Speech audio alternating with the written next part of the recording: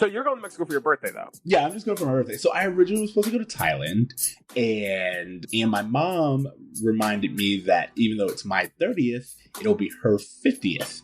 And I was like, oh, okay, well, if I take a less expensive trip, I can afford to do something for my mom as well. Sure. This is my gift to her. I am sacrificing my 30th birthday trip. Wow. If mom don't know it's love, then exactly, right? If that's you outside, don't know me by now.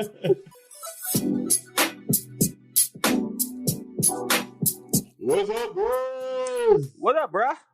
And welcome to Bro Meets World. Bro Meets World. Your Boy Meets World fan cast. I'm Siege. And I'm Tony Curtis.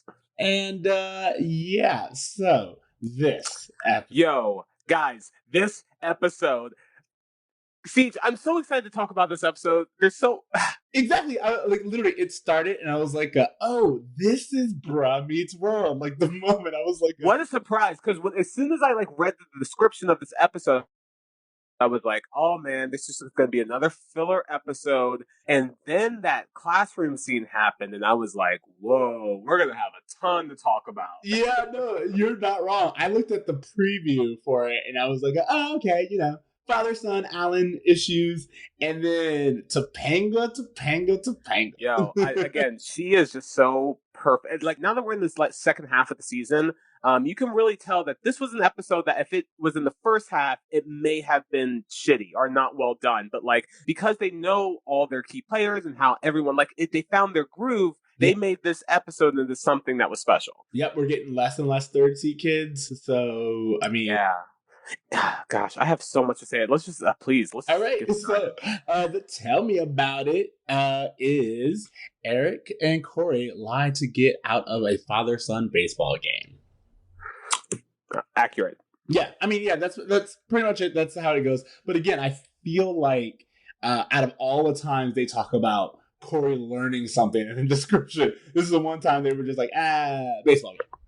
Yeah. Well, I mean, this is the central premise of this episode, even though, man, all the cool stuff is everything else, so. Yeah, no, I don't, it's very accurate. I'm just laughing at the fact, any other time they would be like, Corey learns a lesson on, sure, yeah. battery or negotiations. Hulu's about those lessons, too. They understand that this show is just basically all of us learning lessons, vicariously through Corey. Exactly. Okay, so let's get into the episode.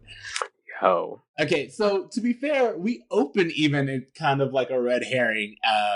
It's a scene where we learn that it's Friday and we're kind of running through everyone's morning routines. Morgan has been up since 6 o'clock, which she tells us several times. Yeah, Morgan, I guess, was just full of sugar. We end up learning out. So she just keeps saying over and over again, "I've been up since 6 o'clock." Exactly. That was very, very good, Morgan. That's how she talks. Yeah, exactly. And then Eric and is telling us, he gives us a little weather report on his dating prospects. I thought that this was this could have been something that I was like, you kind of roll your eyes at and be like, oh, what a kind of sexist way to talk about it. But I actually thought the dialogue was really clever, and I thought him and Amy's chemistry during this moment was really nice. Yeah, and I have to admit, it's really weird to me, their relationship. And I guess it's because I don't have this relationship with my parents, but his comfort level of talking. He's constantly bringing up new women to his parents. Exactly. And they're supportive. I guess it's because he's clearly not I guess he's struggling to keep a relationship constantly. So they're never really worried. But yeah. I think the reason why this is happening is because Eric, we don't have any friends of Eric. So for us to learn about Eric, there's only so many people he can talk to in order for us to gain insight. Yeah. But I wonder, too, if this is Michael Jacobs' way of being hey, you should kind of keep your parents involved in what's going on in your life. That's a very good way of interpreting that. I mean, I will say that I looked at this moment and I was like, Eric is very comfortable with discussing his dating prospects with his mother. And always. Well, even since the first episode, the pilot, where he was like, hey, I want to take so-and-so to the baseball game. And she was like, oh, she said yes. How quickly we forget Heather. Poor Nikki. Okay. Oh, but a little fun fact that I looked up is that Eric's weather report update in this episode is the first instance of us seeing him wanting to be a weatherman. Yeah, which actually comes up a few times in the season, in the Exactly. series. So it's actually really interesting that they didn't go that route, but still, I think it's funny because at this point in time, especially, it's such a great career goal for Eric. Yeah, totally. And then we end, of course, with Corey coming down and stating he's the one who lets us know that it's Friday and that he's happy it's almost the weekend. Yeah, I mean, again, I don't feel like there was tons to gain in these opening scenes ever. I don't feel like the opening scenes ever really have anything to do with the overall episode. They're just kind of like these extra jokes, this and the epilogues that are just, I feel like lately they've been kind of the setup. You know what I mean? It's just like They should be. They really should be. It's just I feel like sometimes, like, I don't necessarily know that this sets anything else up except that it's Friday. The beginning part, no, but the second half, which we just get into right now, is Alan comes downstairs and he gets his baseball mitt out of the oven, and that's when we learn about the father-son game this weekend. Yeah, totally. This is an interesting storyline because it was one of those things, like I said, that I was like, I knew the episode was going to be about this, and I kind of rolled my eyes about it. But I think Alan, and Russ is his name, the actor who plays Alan. I don't remember his last name. I apologize. He plays this part with just so much. I don't know. You sympathize with him so much with just him, just with his kids and everything. I felt so bad for Alan this entire episode. Yeah, Alan is definitely. I mean, the time we've spent with him so far, Alan sympathetic of a character, and I think he's sympathetic of a character now that we're older because I think we project a lot on him. I mean, to be fair, it's there. They give us like the little clues of what Alan's going through, especially in this episode. I think watching him, these small moments of joy in something like the father-son game being this weekend, and his excitement makes it that much more painful when you see in Corey and Eric's face that from the get-go, Corey and Eric are like, fuck this game. Exactly. I don't want anything to do with this game. Like, it's obvious from the time it's brought up. They're like, man, damn it, it's been a year already. Yeah. That's the one thing everyone keeps being like, can you believe it? It's been a year. And the boys are like, no, I can't believe it. And that, like kind of lets the audience know that this is something that Alan looks forward to, but the boys are not. Yeah, exactly. But again, I have to admit, as kind of like my first impression of the episode, I'm like, all right, we're about to get this typical father-son storyline where the father has a tradition that the boys don't understand. And I kind of was ready to write it off. Totally. Especially when like we do this thing where we learn that the rival team this year is this new age bookstore. And I was Which Alan is super judgy about, right? Like, he says some kind of shitty things about these bookstore owners. We're going to get into this later, and I'm totally just putting it up for being a sign of the times, but they have a masculinity issue. Yeah, totally. And it's something that I'm very forgiving of it now, but every time I watch it, it's kind of cringy because you're like what are you trying to prove? But yeah, I think you have to forgive it. You have to remember, like, Home Improvement's like the number one show on television. Like, there's so much overt masculinity going on. Yeah, exactly. But with the new age bookstore introduction, I was like, that means Topanga's gonna be at the game, and sure. I kind of thought we would do like a scene of like the boys playing the game and Topanga's there or something like that. I don't know, but I didn't think we were going where we were headed. Yeah, sure. The other thing that's interesting that I want to mention, not so much about this topic, but I found very interesting, the writer of this episode, do you know who wrote it? No, who wrote it? The writer of this episode is Bill Lawrence, who did Scrubs, Cougar Town, Spin City. Shut up! You know who? Awesome, Bill. Isn't that so cool? Yeah. Oh, wow. Actually, now I want to check up on, because I mean, we're kind of getting ahead of ourselves, but I kind of liked this episode, and I liked the way that it tied everything in, and knowing the Scrubs in Cougar Town. Well, there's moments of this episode that I'm like, whoa, this is really funny. Like there was some funny moments in this, and I was just like, wow, this humor is it's a little bit more tangible than some of the humor in the previous episode. Yeah, well, honestly, I felt that this episode did a good job of giving us the Boy Meets World that we idealize and the TGIF Boy Meets World that you and I have kind of struggled with. Sure, because it kind of gives you the full spectrum of like you have these like funny moments, but you also have these heartstring moments, and you have this childlike conflict kind of combined with like a family dynamic. It's just it's all the boxes are checked, guys. Yeah, exactly. And so let's continue because we have our theme song. Oh man, this theme song.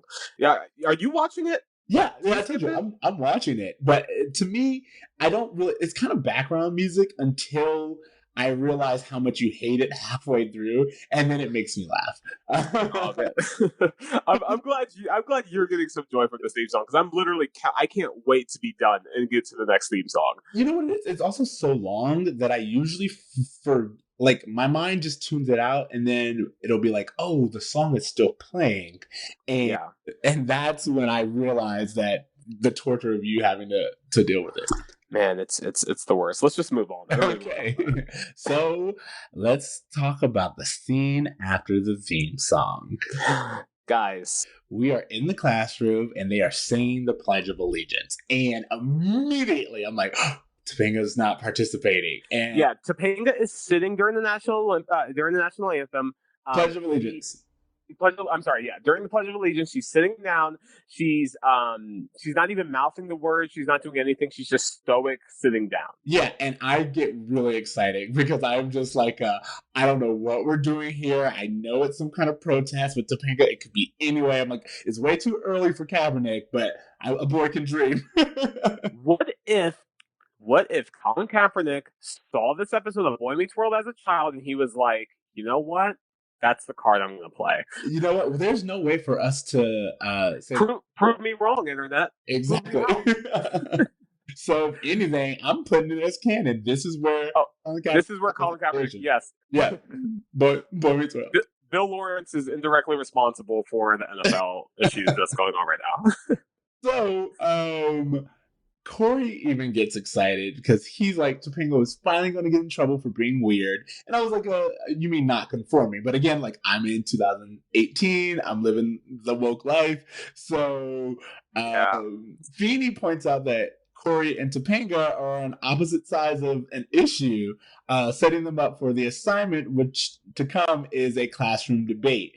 And I was like, oh man, like. Well, we find out that Feeny specifically asked Topanga not to stand. Exactly, that's what. This would be a thing. Like he basically lured Corey into this. That's what. All right, so this is. I have to say, I was disappointed because I was like, I thought Topanga had like a cause, and we were. Yeah, I really wish that was the case. And you know what? To be fair, I think now it would be, but that wasn't.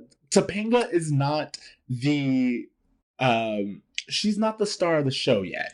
Well, she does say later in the episode that she agrees with not saying the Pledge of Allegiance. Yeah, no, exactly. Again, this is not to take anything away from Topanga. I'm just saying that if this episode was written now, I feel like there would be an episode about protesting. And the rights of protesting and what it does and blah blah blah blah blah. But all of this was kind of a bait and switch to get Corey involved in the next project, which again goes to Feeney's testament as a teacher. We constantly are learning just how good he is. So great. Because he set this trap for Corey almost specifically, and when it comes out... Well, it doesn't seem like it's incredibly difficult to set a trap for either Corey or Sean. They will walk right into it. But it's just really funny because, like, even Mika says immediately is like, you got, you know, it's just like... Yeah, you got. But I just wanted to give Feeney his credit because I was like, I didn't see it coming. I really didn't see that coming. And to know that it was a setup from Feeney just made sense. Sure, yeah. But our debate is American traditions versus the right to protest. What an interesting debate. for the two of us to discuss I in know. 2018. I know. Again, I'm just like, are you kidding me with this? That I was so surprised when that ended up being like a central thing. I was like, I immediately took out my camera and started recording the screen, and I was just like, I got to get proof that this is a thing. Exactly. Okay. And Topanga starts off. They have this debate, this little in-class debate, and Topanga starts off, and she's like, "Just because it's tradition doesn't mean you have to do it." And Corey responds, "Where it's the pledge. It takes 5 seconds. Why can't you just do it and make everyone happy? Why can't you just do it and make everyone happy?"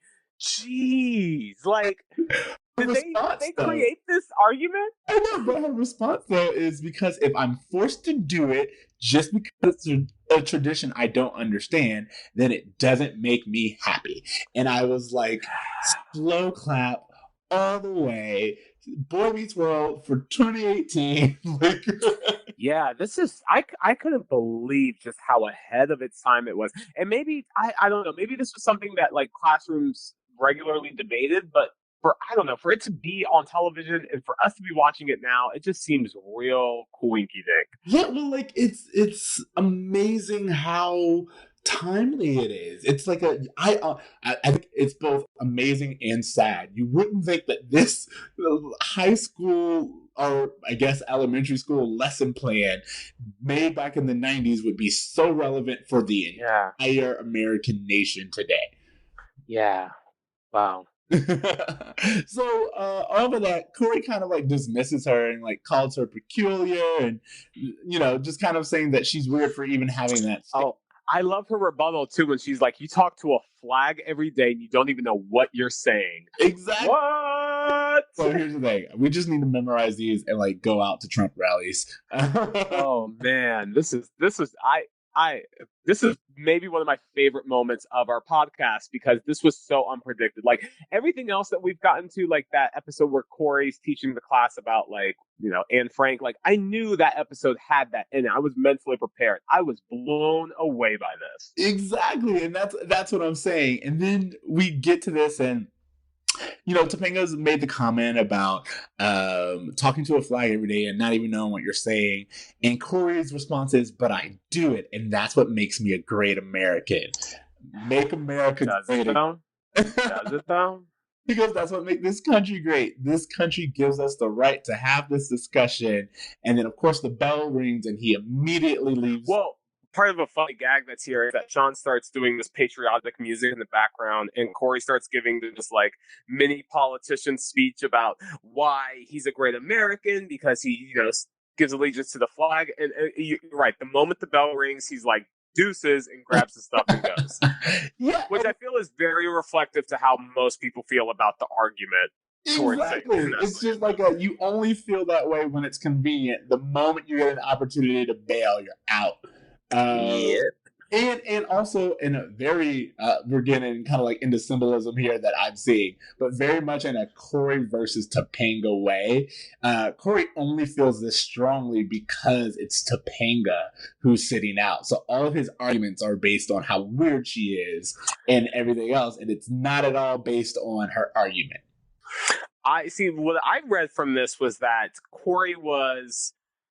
When the moment Feeney was like, "Hey, I suckered you into this debate," Corey's like, "I'm going to try to bullshit into this bell rings." Of course. Because that's what I would do if I were his age, because I have done that before.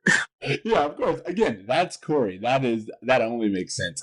But before we move on, do we kind of want to get into this? Do we? Yeah, like, I don't know how much we just kind of want to discuss just this overall issue, but I do think that kids discussing this is really interesting because they have to make it so basic.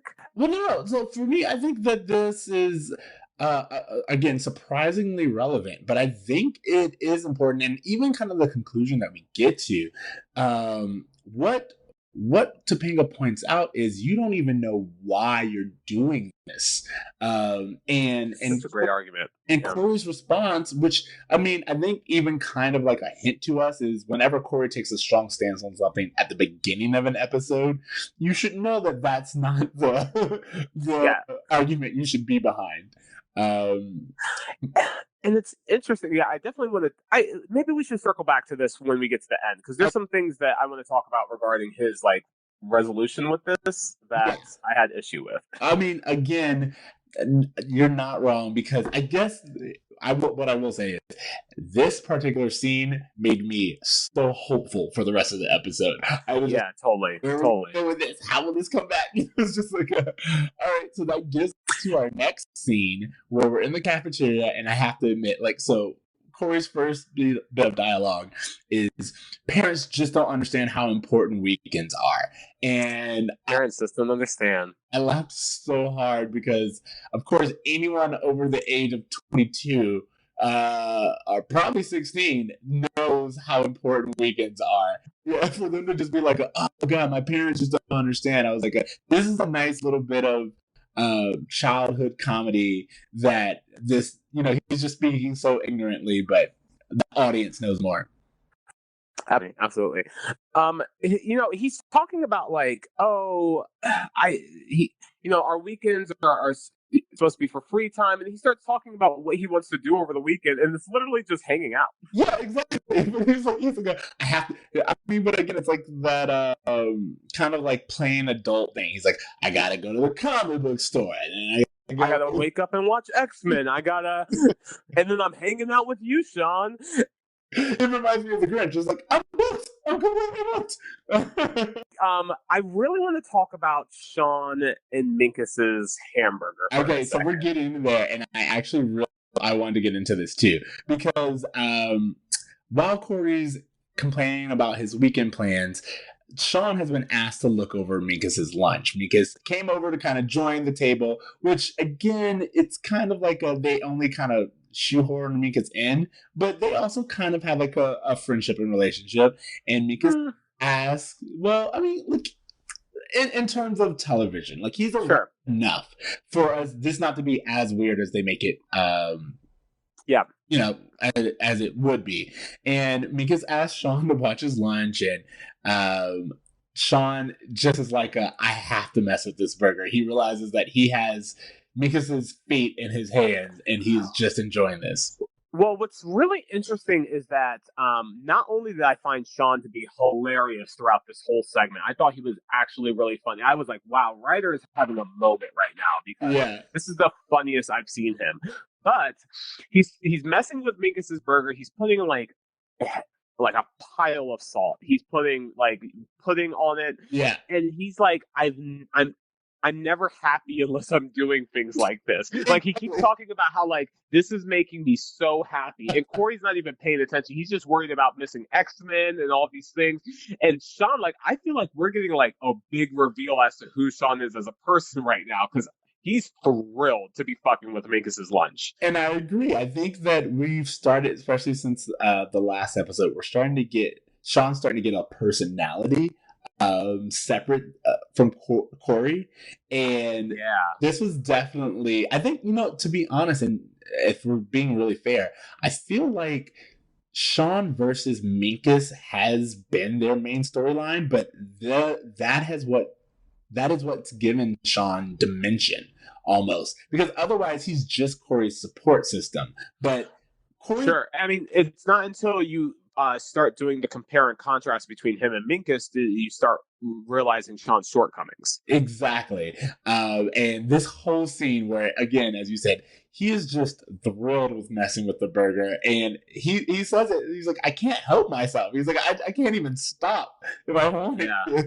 It's like it's things are just like a serial killer just being like, I can't stop killing people. Like, that's how Sean is with messing with Minkus's lunch. Exactly. So while they're doing that, they're complaining about the upcoming father and son game. And they kind of point out that, like, to them it's just a game, but the fathers end up injured. And then that's when Minkus returns with a little bit of insight, and again, very astute, which you expect from Minkus, but also, now that you've mentioned it, it's very Bill Lawrence kind of a little meaning, which is that totally. I definitely I felt, once I realized it was Bill Lawrence, I was like, oh, there's a few moments that feel like Bill Lawrence. And the trouble with fathers is that they try to live vicariously through their children. And again, we get this setup for what we're dealing with, but it's also a very heavy point to kind of put out. Yeah, it is a very. This is another great example of Boy Meets World taking kind of an adult concept and simplifying it in a way that children can understand. Um, And and it's I mean, relevant obviously, for the father-son game. yeah, yeah. I mean, it's. I don't feel that Alan is trying to live vicariously through Sean or Eric. I mean, Corey or Eric. I never really got that vibe as much. But I do think it's an interesting point to bring up. Well, yeah, I mean, I would agree. It's like they don't really show it per se, but it is something to where you do know that the joy and the importance of this game to Alan. And we've only gotten like 30 seconds of Alan, but like everything that they're telling us without beating us over the head with it is how important this game is to someone like Alan.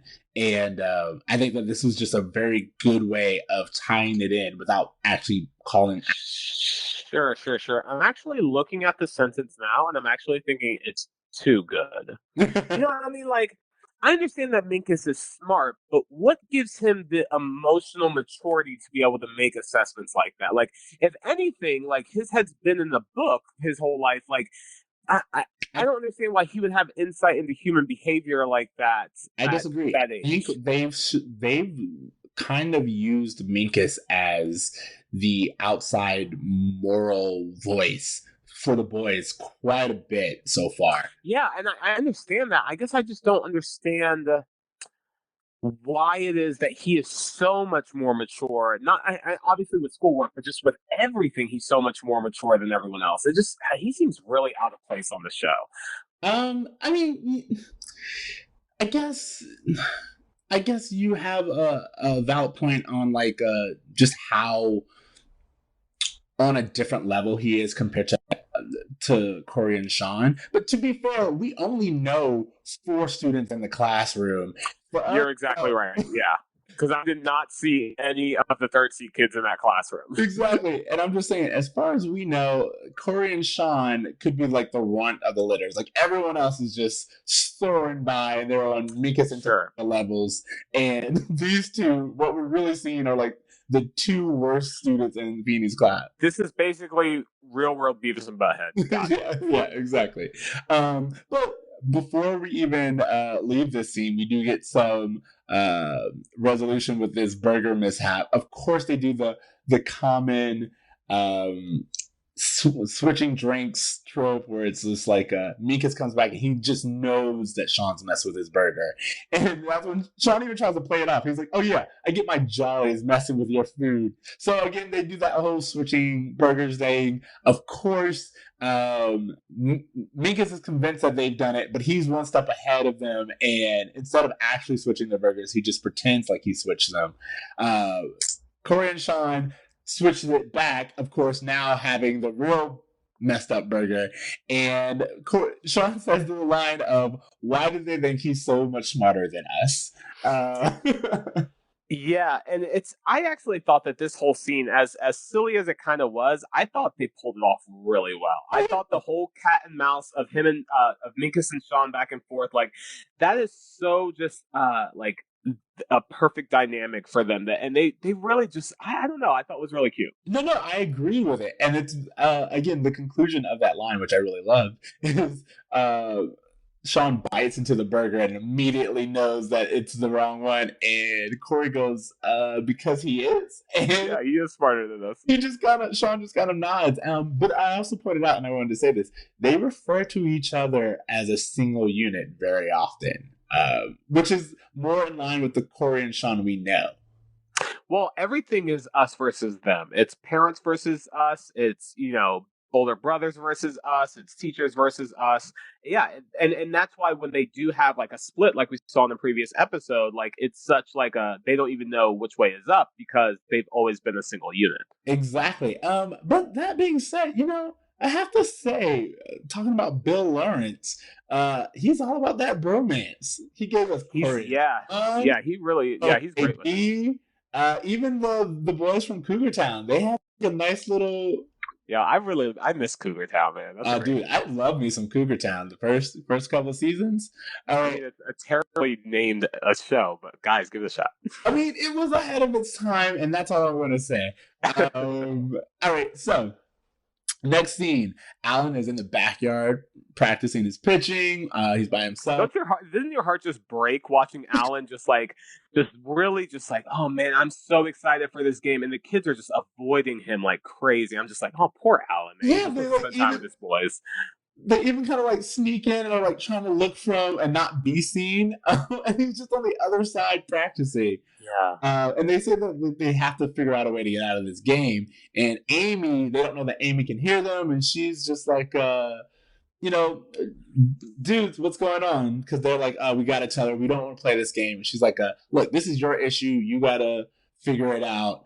In the meantime, I'm gonna go to the bank because your father, who loves his children and wants to provide for them, needed me to go deposit this check. And yeah, I thought it was really good. I think they use Amy really well here, and then also we start to get the little bits of Morgan just coming in to say hi and bye.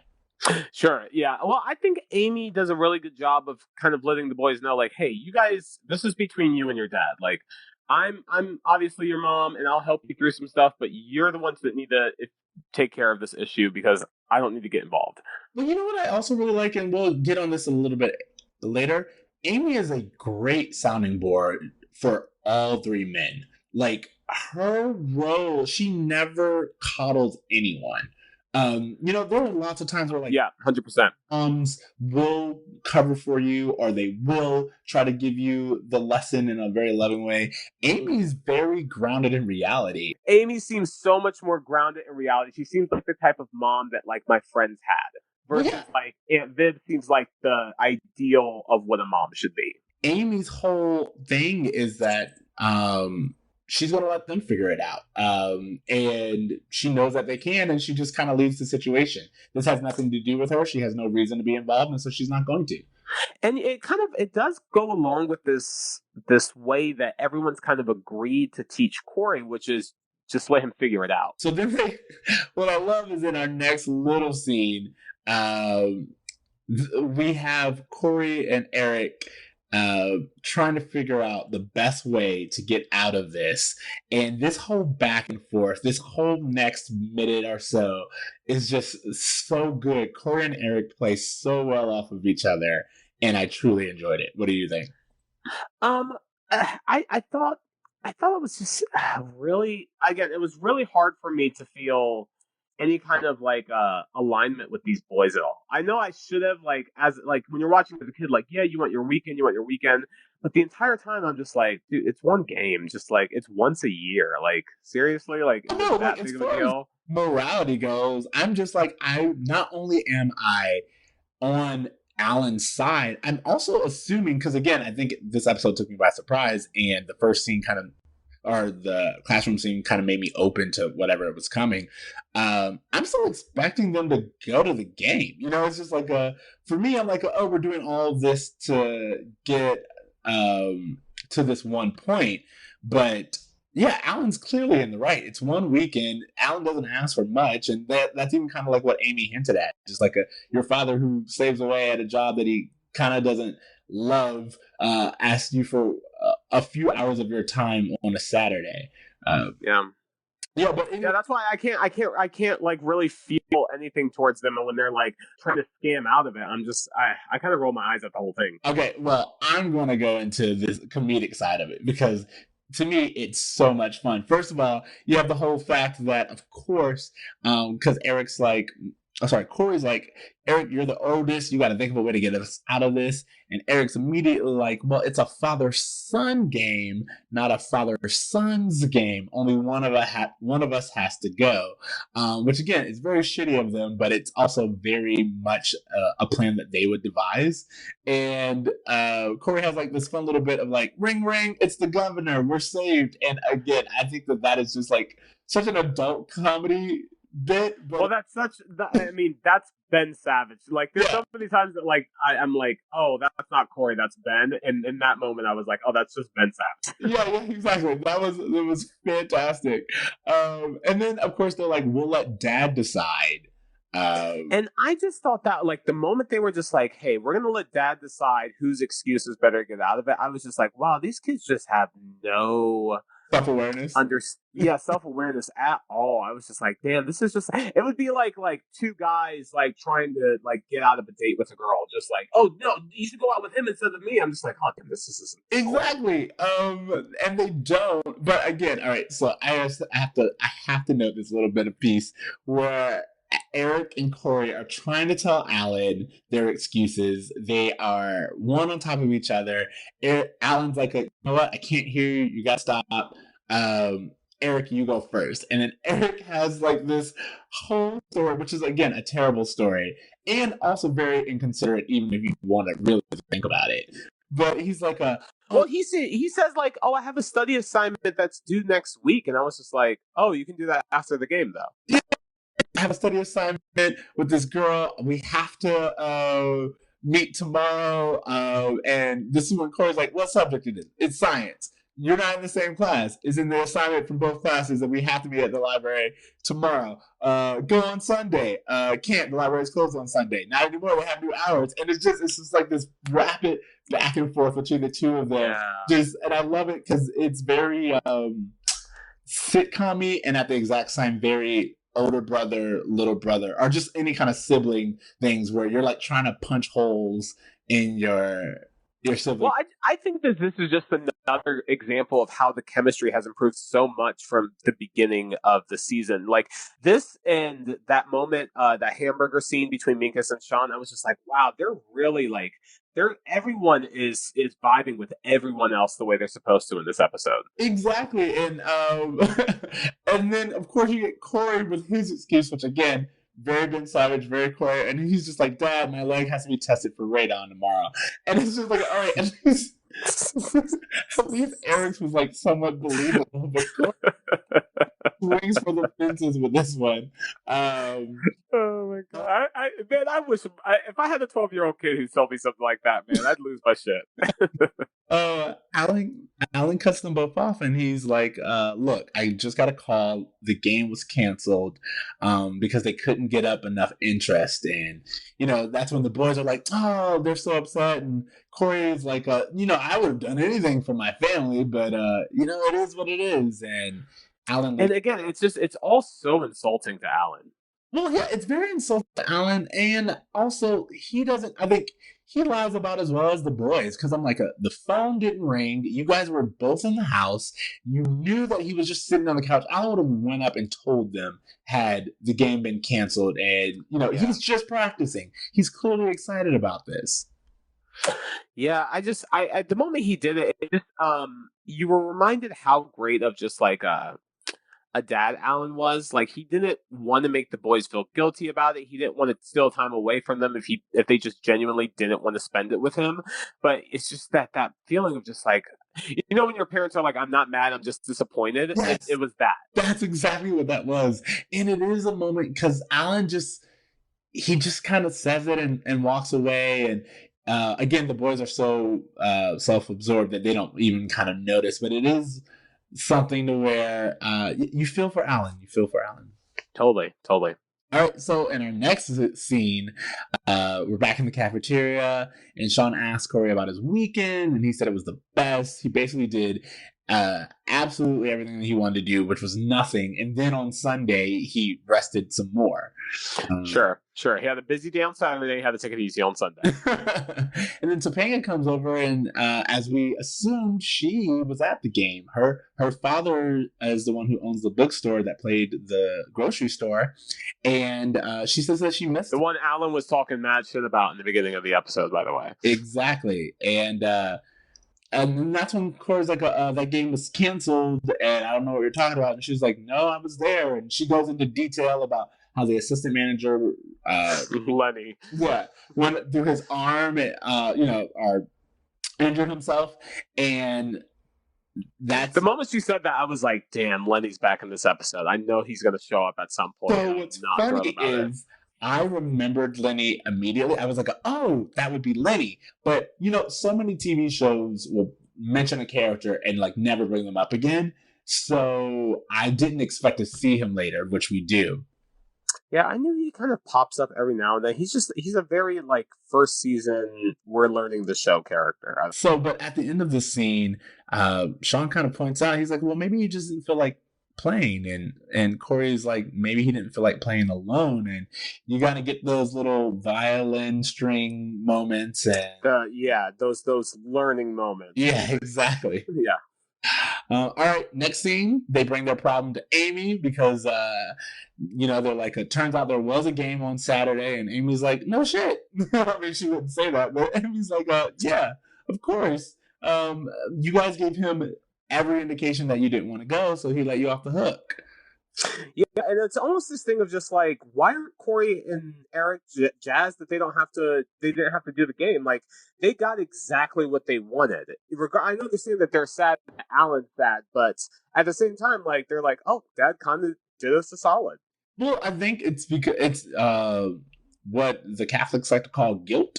Sure. It's like they wanted their cake and to have their cake and eat it too. They didn't want to go to the game, but at the exact same time, they didn't want to feel bad about not going to the game. Yeah. And to hear that Alan lied to them for them just makes it that much worse. It'd be one if the game actually was canceled and he didn't get to play, but no one got to play and it's fine. But to hear that he specifically lied so that they could be selfish, Yeah, and again, it shows just how selfless of a character Alan is. Okay, so what's really funny are two things. One, Amy's like, he's a big boy, he'll get over it, and so will you. And again, this is where I'm like, Amy is so real. She's like, look, what's done is done. The fat lady is saying she's at home eating cheesecake. You can't unring that bell. It's done, and he'll get over it, and so will you. And Corey's like, I can't get over it. Dad really wanted to play, and he knew we didn't want to, and he still let us off the hook. And that's when they say it's like the gift of the Magi, which we just talked about. I was like, yes, I knew I went crazy. Again, I feel like Gift of a Magi still would have been better used in the episode we discussed, the Christmas episode. I was like, but at least clearly they knew about it. Yeah. So, I don't know, maybe this was like, Bill Lawrence felt the same way, and he was just like, all right, well, I got to throw this little reference in to show what we really should have been talking about last week. Or he's a time jumper, and he's heard this podcast, which is the only reason that explains that Kaepernick scene. Also very true. I will allow it. Prove me wrong, Internet. Yeah, they kind of go, Corey asked, are we bad sons? And Eric's like, right now we are. Yeah, and this isn't the first time you have Eric and Corey kind of realizing like, oh, we kind of disappointed our parents. But it is nice to see them as brothers because we don't really see them work as brothers in the show too much. No, yeah, they're very much foes. Well, they just kind of do their own thing. Like, Corey's busy, with his stuff, and Eric's always like trying to bang all these women all the time. Like, they hardly ever really get any time to just be brothers together. So, I don't know. I thought this was nice. Yeah, no. I specifically pointed out the whole little argument that they have because I feel that that's such a great scene between Corey and Eric. And, yeah, it really does. If you have siblings, that's a very sibling-esque argument to have. The whole when they're just like, all right, I'll go, but who's to say that, the fact that you've been driving without a license won't come up, Yeah, that whole thing. Yeah, it's blackmail without blackmail, and that's very sibling. I mean, no, it is blackmail. All right, so in our next scene, Leonard Spinelli returns. Giant eye roll. Well, you know what? I will say, them giving him the bit where he introduces himself every time works out in this episode. Yeah, it does. It is a funny bit. Like, even from the beginning, I thought it was a funny bit.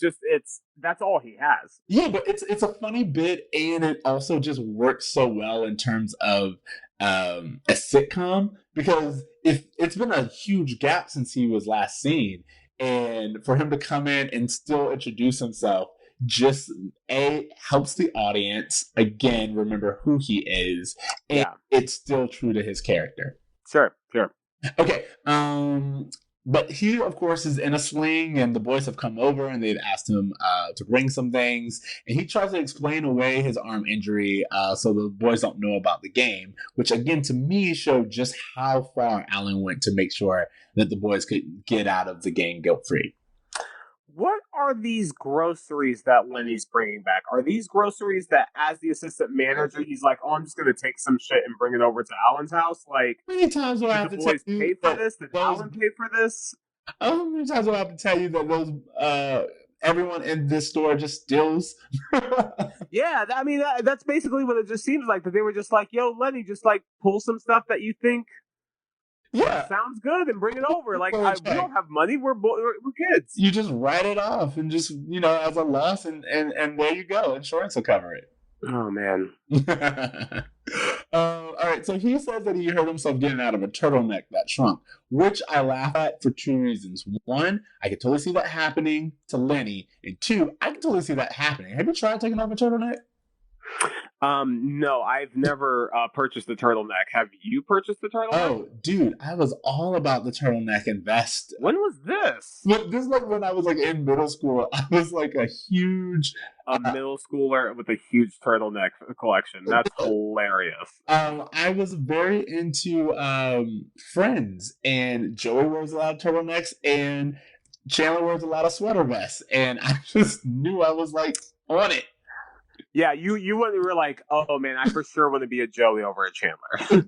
No, actually, if anything, I wanted to be a Chandler so badly. That sweater vest is just, I don't imagine a middle schooler in sweater vests. Dude, I had a collection of them, and thinking back on it, man. Wow, this is really revealing. This is very revealing. Okay. All right, so the boys come out and they're just like, look, we know we know that there was a game on Saturday. We're trying to make up for it. Don't tell Dad that we know. And then we get this little bit from Lenny, which is really great. But also, speaking of Friends, it reminded me of the whole scene where it was like they don't know that we know they know we know. Yeah. You know?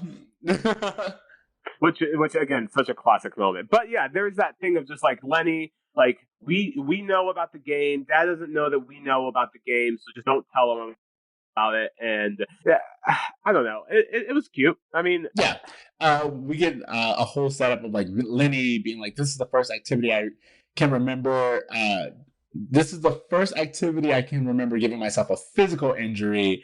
I've had some serious memories of vast emotional injuries that I've given myself." And again, they're just kind of leading into this whole Lenny being pathetic, which is only important and only noted because he kind of uses it to blackmail himself into the boys' dinner plan. It seems like the only reason Lenny was brought in was because they were like, hey, we're going to try to make this dinner look as lame as possible. Who's the most annoying character we have on deck that we could bring into this? Exactly, I agree. And I think like if this would have been like even a later season, they just would have had like Feeney come over. You know what I mean?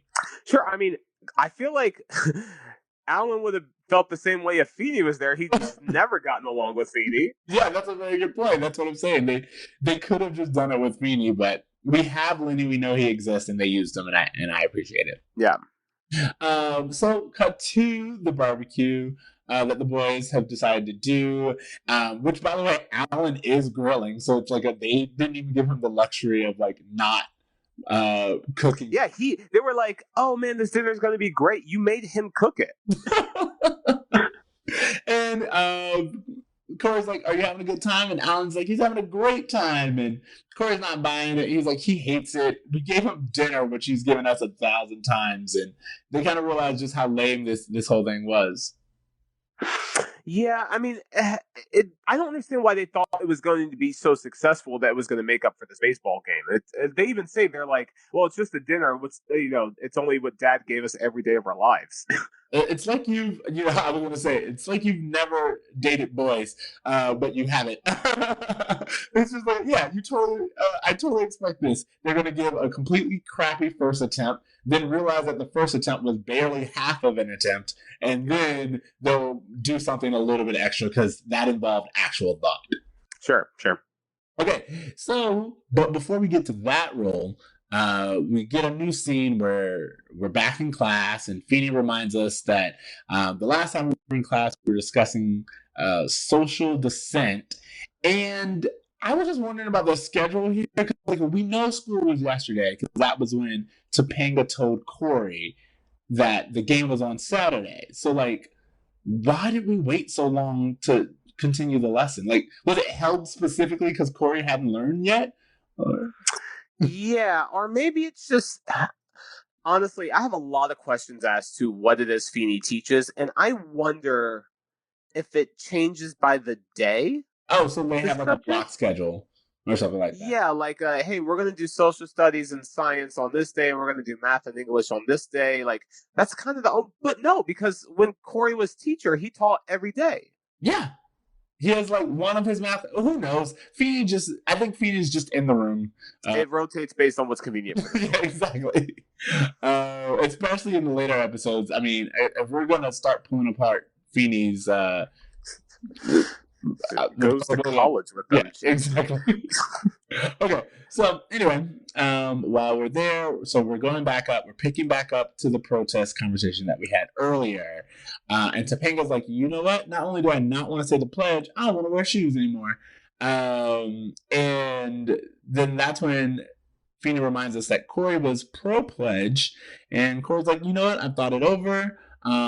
And I haven't changed positions, but I can argue it a little bit better. And he says that it's dumb to do something and not know why you do it. But if there's something you care about, then allegiance is something you should show. So let's talk about this for a second. Yeah. Because I felt like in the beginning of this episode, we were going to have Corey kind of learn that, like, well, and he does. He does admit that it is dumb to show allegiance to something when you don't know why you do it. Uh-huh. But I did not expect him just to be like, "Oh no, I was right about my argument. I just didn't articulate it correctly." I didn't know that that was going to be the turning point. Again, that was my whole thing. It's like, again, in a way, it's kind of a letdown as to where this conversation could go. But again, we're looking at it from 2018 perspectives. The idea that I think is great is know why you're doing something. Sure. And don't just do it blindly, but also don't not do it blindly. Yeah, and I think the same could go for the opposite side. Like, I mean, if you're going to kneel, know why you're kneeling.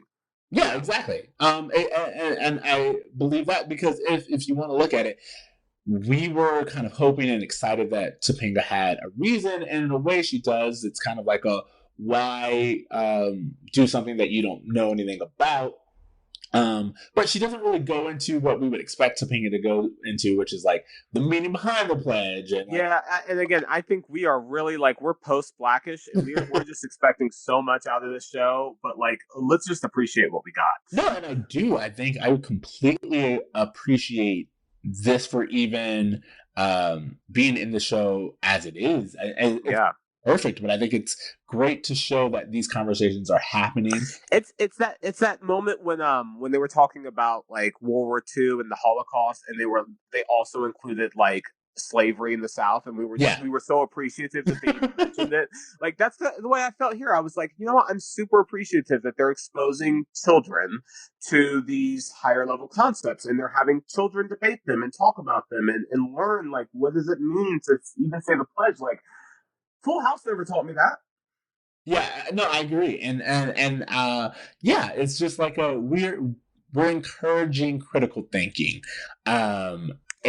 Totally. That is something that we need more of. And again, I think sometimes just the beauty of Boy Meets World is just the fact that they introduce us to things, even if they don't handle it well, or even if they don't go as far as we would like, or as far as Blackish would go, as you said. Well, I feel like for this time period, the really only other show that kind of compares to this is Saved by the Bell because of the time spent at school.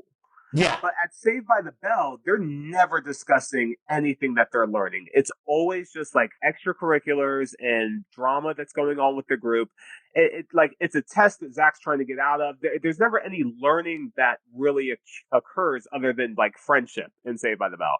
This, they're constantly throwing new ideas at us. And I feel like because it's set at a school, it's unique in the way that it's able to present these ideas. Well, I mean, that's very good because I was just thinking about Full House and the lessons that we learned there. They're usually about like family dynamics and line and Yeah, trust, all responsibility. that. Yeah. Yeah, but when you come this show, I think what makes it unique is that they do try to teach world values. You know, like a World about totally. Like they're shaping world views. They're not just exactly. teaching lessons. Um, and and I think that's what's really beautiful about this episode is that even though what we're learning and what Corey learned from it is that traditions are important, and don't do them just because you're told to do them, but also don't skip them if you don't have a reason. Yeah. I think that even though that's what we circle the drain of in this particular episode, they still brought up protesting and how that has its own merits and that. Yeah, they didn't condemn it at all, which I totally appreciate. It almost seemed like Feeney was almost encouraging it in the beginning, like he was saying, Exactly. like, Mr. Matthews, why do you have a problem with protests? Like, I don't know, it seemed like I expected a different outcome of the story than we got. I expected a different outcome, but I still am pretty pleased with it because, especially, Yeah, they tie it in with the whole. So you should respect the traditions of the government or group of person or teacher. yeah. Well, yeah. Feeney adds in or teacher, and then the bell rings. And everyone leaves, and Corey comes back, and he's like, or teacher. And they play the little Boy Meets World heartstring music. Yeah, and it's just like that at that moment. It was like seeing like just Jordan put that final layup in. It was just Yeah. like, yeah, like everything was great with this episode, and then you gave us that little cherry on top of it, and it made it feel like the Boy Meets World that we want to be in. Yeah, this is again this particular moment where I was like, "This is the Boy Meets World thing," where it's like we've learned a lesson, we've had a somewhat superficial situation, but the lesson that we got out of it was so ahead of its time and so important. And that, Although I will say, as much as I appreciate this or teacher moment, it doesn't seem like it goes with the rest of the episode. Like there was never like a thing between Corey and Feeney throughout this episode. As much as I always appreciate Corey like giving a teacher props, I I mean that's not. yes, but also would say I agree with you, but I think this particular moment is kind of also based off of Corey's history with Feeney. You know what I mean? It's just we know overall history. Yeah, we know that he doesn't always respect Feeney's or his lesson. And it's not to say that Corey's going to change a new leaf. It's just that it is nice and even important for Corey to realize that this lesson applies to not just his family, but to institutions like school. Yeah. Okay. So we kind of close out the episode with the boys are back home, and they use what I call white boy logic, and they completely turn the argument on its head, and they're just like, dude, I did not like this at all. They throw all of their guilt and blame onto Alan, and I was just like, I was kind of blown away by it. I was like, wow, they're really not taking any responsibility at all at this point. No, again, to me, it's used for comedic purposes, and in a way, it really is because it's so typical white boy.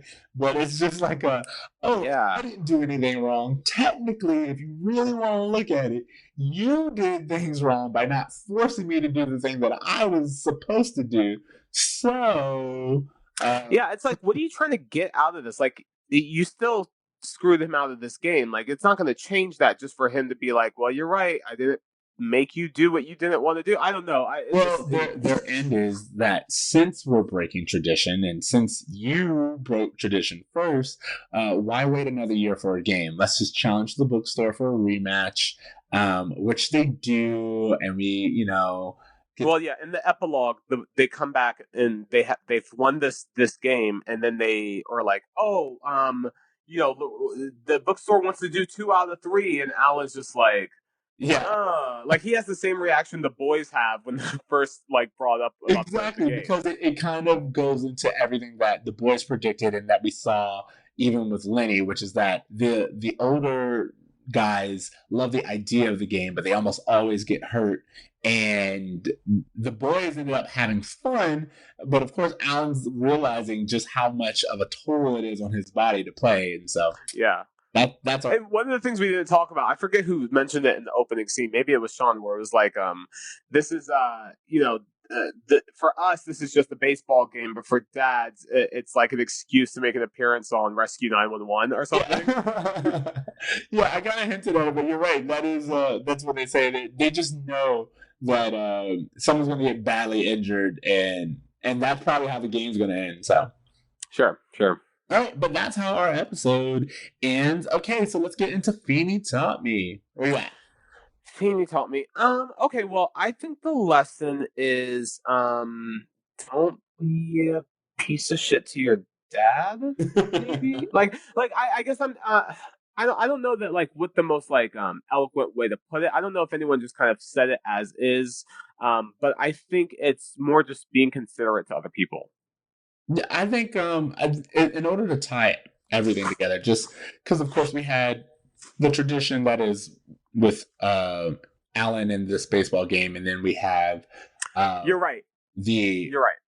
Doing the Pledge of Allegiance. I think that the main takeaway from this is what we mentioned earlier, which is just that you should be mindful of anything you participate in. Understand your traditions. Yeah, understand your traditions is a very succinct way of putting that. All right, what about grades? Where are you at with grades? You know what? I was actually surprised by this episode. It was a lot better than I thought it was going to be. I thought they did a really good job handling a topic that obviously is super in conjunction with what we're trying to do with this podcast. I'm giving this episode a B. Yay! I gave it a B too. There you go. We got a good episode, guys. Yeah. So if you're stuck with us this far, good. And honestly, I looked ahead. We have some pretty good episodes coming ahead. Oh, it's funny because I looked ahead and I was like, oh, we have like 5 good episodes. Well, I said some. I didn't say it was like but I'm just interested. And also, I will say that this was a great episode to start off the year with, and it's kind of, I guess we're getting into the episodes to where I don't remember as well. And this episode gave me hope that we're going to get like a lot more surprises. You know what I mean? Oh yeah, a lot of good gems. And I'm really hopeful too, because I know that you're right. There's some of these episodes that I don't remember as well, and there are some good ones coming up. But what I'm really excited for is that we're getting to the point where almost every episode is pretty decent. Yeah. I think it's like we're getting to the part of the series just where everyone's role is defined, and they're just like, you know what, we've been doing this for a little bit now. We're working out the kinks. They worked out the kinks pretty quickly, I would say. I mean, for a show that was on for 7 years, for them just to take like the first half of their first season to just kind of like figure things out, like that's not bad at all. Nope. Okay. Tell us what you guys think. Tell us what impressions you got from both the Pledge of Allegiance section, the whole Corey and Eric bits. If you're on Alan's sides or the kids, and also make sure you rate us. And make sure to tell your friends that Colin Kaepernick stole his idea from this episode. Exactly. You could totally start spreading that rumor. We'll make it true. Not a rumor. Fact. Yeah, fact. Actually, just refer back to this. Use this as a resource. Okay. Yep. Thank you for listening to Bruh Meets World. Make sure you follow us on Twitter and Facebook at Bruh Meets World. Email us at bruhmeetsworld@gmail.com. You can find me on Twitter at ExtraSiege. That's XTRACEEJ. Where you at, Tony? You guys can always follow me at Anna Kendrick retweets, at Anna Kendrick RT, where I retweet what Anna Kendrick tweets. And of course, you can do my fitness stuff at A Braver Me on Instagram. Okay. Speaking of Anna Kendrick retweets, did you see Pitch Perfect 3? No, I saw the trailer and I was like, nah. All right, so I'm not gonna lie, that is the right feeling to have. But watching her, I have to admit, I was like, she sells that role. Like, she's just really great at. Oh no, she's great. I'm retweeting her for a reason. She's great. Yeah, but I saw that movie and I was like, oh, they should have probably not made sequels to this. Okay, you guys. See you later. Remember to dream, try, and do good. Later, bros. Later, brah.